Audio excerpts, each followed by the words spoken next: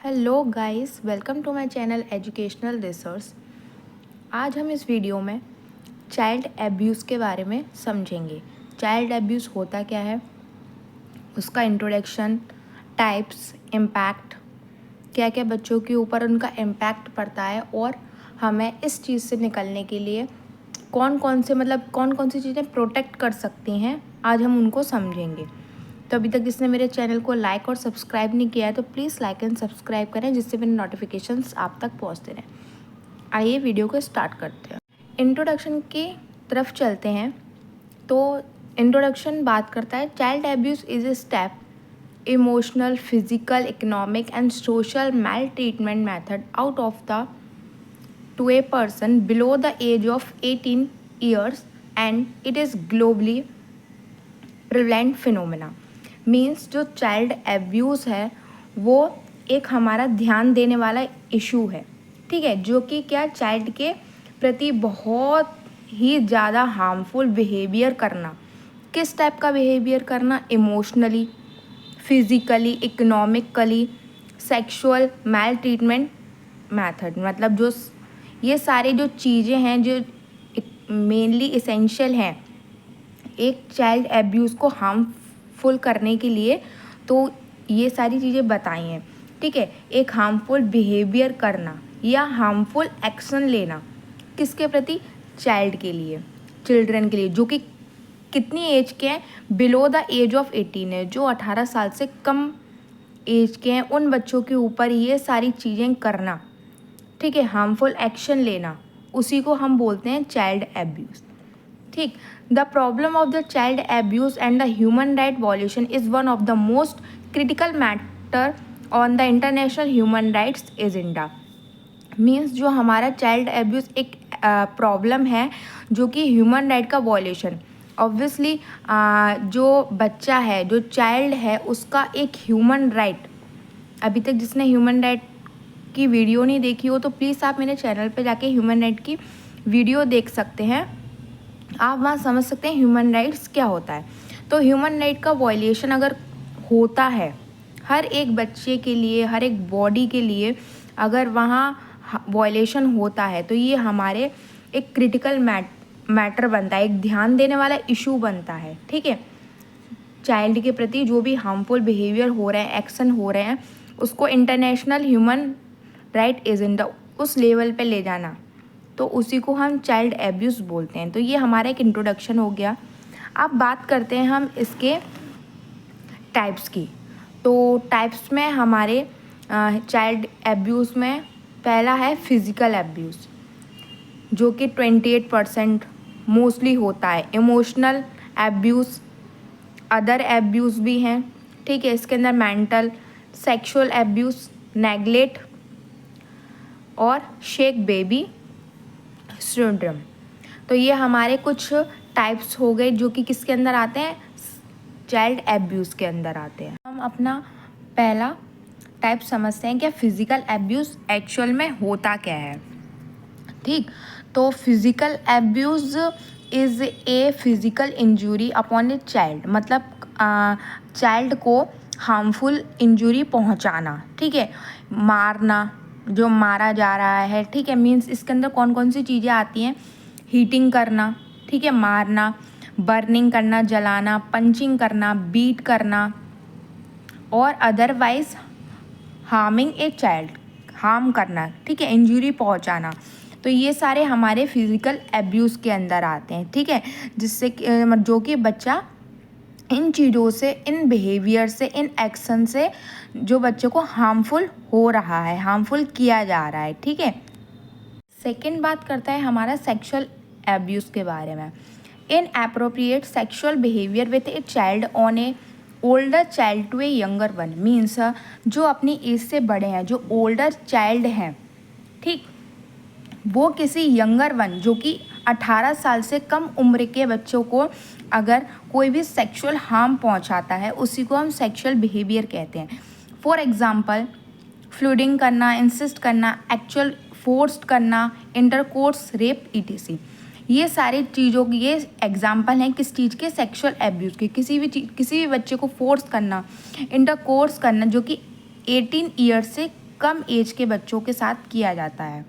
ठीक, तो इसमें कौन कौन सी प्रॉब्लम बच्चे फेस करते हैं, जैसे कि problem face by a child weeping करना, रोना या उनको पेन होना, या डिफ़िकल्ट इन वॉकिंग और सिटिंग, बैठने और चलने में उनको दिक्कत होना, ये सारी चीज़ें बच्चे फेस करते हैं। ठीक है, किसके अंदर? सेक्सुअल एब्यूज़ के अंदर। थर्ड वन आता है हमारा इमोशनल एब्यूज़। तो emotional abuse is also known as a verbal abuse और ए मेंटल एब्यूज़। इसको इमोशनली, अगर जैसे हम बोल के चलते हैं, जैसे घर परिवार में इमोशनली बच्चों को परेशान करना, एब्यूज़ करना उन लोग बच्चों को, छोटे बच्चों को। ठीक है, इमोशनली उनके ऊपर कोई भी चीज़ें बोलना नहीं करना। They can not develop to the other child. ठीक है, किसी दूसरे बच्चों, मतलब ऐसे इमोशनल करना कि तुम किसी दूसरे बच्चों जैसे नहीं हो। दे कैन नॉट से एक्चुअल वॉइस। तो इससे क्या है, बच्चा अपने एक्चुअल वॉइस, जो उनकी खुद की जो आवाज़ है, वो मतलब जो उनकी खुद की जो इच्छा है, मन है, वो वैसे नहीं बोल पाते हैं। जैसे आप फॉर एग्जाम्पल जैसे आप घूमने जा रहे हो, आप उस बच्चे को नहीं ले जा रहे हो। ठीक, तो ये क्या है, एक इमोशनल एब्यूज़ करना, किसको? बच्चे को। ठीक है, तो इसको बोलते हैं इमोशनल एब्यूज़ के अंदर। नेक्स्ट बात होती है हमारे नेगलेक्ट करना। ठीक है, तो नेगलेक्ट के अंदर क्या आता है? Failure to provide a sufficient food, cloth, shelter, medical care, education to a child. मतलब नेगलेक्ट करना, ये सारी चीज़ें बच्चों को प्रोवाइड ना करना। नेगलेक्ट करना मतलब ध्यान नहीं देना उस बच्चे के प्रति। फेलियर टू प्रोवाइड सफिशिएंट, कुछ चीज़ें ना देना, फूड हो गया, क्लॉथ हो गया, आप खा रहे हो, आप कहीं जा रहे हो, ठीक है, आप अच्छे कपड़े पहन रहे हो, ठीक है, मेडिकल केयर नहीं करना है, एजुकेशन नहीं देना है बच्चे को, तो ये सारी चीज़ें नेगलेक्ट के अंदर आती हैं। ठीक है। उसके बाद आता है शेक बेबी सिंड्रोम। इसका SBS बोल सकते हैं शॉर्ट फॉर्म में। It is a very dangerous. ये क्या होता है? एक वेरी डेंजरस चीज़ होती है to a child, means internal bleeding in the mind. जैसे छोटे जो बच्चे होते हैं, जो बेबीज़ होते हैं, जो बिल्कुल जो 1-1.5 साल के होते हैं, हाल ही जो बच्चे हुए हैं, तो उनको क्या करना? शेक करना, पकड़ के, मतलब ऊपर नीचे, या उनको अच्छे से हिलाना। ठीक है, शेक करना उन बच्चों को। तो उनको क्या है, अंदर ही अंदर इंटरनल ब्लीडिंग होती है, माइंड के अंदर ही। तो मोस्टली ये कौन लोग करता है? मोस्टली ये फादर के थ्रू, मेल के थ्रू होती है। जैसे उनको नहीं, जैसे हमारे फादर्स होते हैं, उनको नहीं पता होता है कि एक्चुअली में बेबी को कैसे पकड़ा जाता है, क्या करना है, कैसे लिया जाता है। तो वो बच्चों को खिलाते हैं, तो वो थोड़ा शेक कर देते हैं बच्चों को, या उनको नहीं पकड़ना आता उनको कैसे पकड़ा जाता है। तो इस चक्कर में मोस्टली जैसे 70% जो शेक बेबी एब्यूज़ है, वो फादर के थ्रू, मेल के थ्रू किया जाता है। तो इसके जो जैसे टेक केयर होते हैं, जैसे मदर होती है एज ए टेक केयर, वही उनकी बच्चों की केयर कर सकती है। तो ये भी हमारा एक 5th पॉइंट आ गया है इसमें। जैसे मैंने अभी आपको बताया था 70% मेल के थ्रू किया जाता है। नेक्स्ट बात आती है, हम बात करते हैं 3 major component of the child abuse. मतलब 3 ऐसे कौन से कंपोनेंट हैं जिससे चाइल्ड का एब्यूज़ होता है। जैसे कि child plus care giver plus stress, इन तीनों को मिला के चाइल्ड एब्यूज़ किया जाता है। बच्चा, केयर गिवर, ठीक है, जैसे हम कोई भी बिहेवियर के बारे में या कोई एक्शन के बारे में बात कर सकते हैं जिससे बच्चे को स्ट्रेस हो रहा है, तो उससे क्या होता है? चाइल्ड एब्यूज़ होता है। ठीक, बात करते हैं इसके कंसिक्वेंसी की। ठीक है, तो इसमें डेथ और डिसेबिलिटी। ठीक है, जैसे कुछ डेथ और डिसेबिलिटी मीन्स जैसे कुछ बच्चे होते हैं, ठीक है, या बचपन में अपनी कोई भी बात, जैसे मोस्टली बच्चे क्या होते हैं, बहुत सॉफ्ट दिल के होते हैं। तो कभी कभार क्या होता है, जैसे बचपन में कोई उनके साथ चीज़ें होती हैं, अब माँ बाप तो भूल जाते हैं, ठीक है, क्योंकि वो समझदार होते हैं, बच्चे नहीं होते। कुछ चीज़ें वो अपने अंदर रख लेते हैं कि घर वालों ने उनके साथ कैसा बिहेवियर किया, कैसा वो एक्शन ले रहे हैं उनके लिए। तो बच्चे क्या है, सॉफ्ट दिल के होते हैं, अपनी चीज़ें पुरानी अपने माइंड में रख लेते हैं, जिससे वो डिसेबिलिटी हो जाते हैं। ठीक है, कभी कभी बच्चे होते हैं ज़्यादा दिमाग पे कोई बात ले लेते हैं, तो वो सुसाइड भी कर लेते हैं, डेथ भी कर लेते हैं। ठीक है, मिसबिहेवियर डिसऑर्डर। ठीक है, कोई चीज़ बचपन में ही उनको फील करना, कोई भी चीज़ फील करके अंदर ही अंदर रख लेते हैं। ठीक है, तो जिससे क्या है, उनका डिसऑर्डर हो जाता है माइंड का। ठीक है, डेवलपमेंट डिले। ठीक है, अगर कोई भी चीज़ दिमाग में रख ली तो क्या है, मतलब बच्चों का जो डेवलपमेंट है, डेवलपमेंट माइंड है उनको मतलब बढ़ाना चाहिए तो वो नहीं हो पाता है, ठीक है, डिले हो जाता है। जिस टाइम में जो चीज़ उनको चीज़ सीखनी चाहिए उस टाइम में बच्चा अपने दिमाग में चीज़ें जो सोसाइटी के थ्रू या पेरेंट्सों के उन चीज़ों को अपने दिमाग में ज़्यादा ही ले लेते हैं, तो वो उससे क्या है उनका जो डेवलपमेंट है वो डिले हो जाता है। लास्ट आता है लर्निंग डिफ़िकल्टीज। अब जब बच्चे के अंदर इतनी सारी बातें चलती हैं, इतना सब कुछ, बच्चा मेंटली और इतना प्रिपेयर नहीं होता, तो उनको क्या है लर्निंग करने में डिफ़िकल्टीज होती हैं, ठीक है, समझ रहे हो।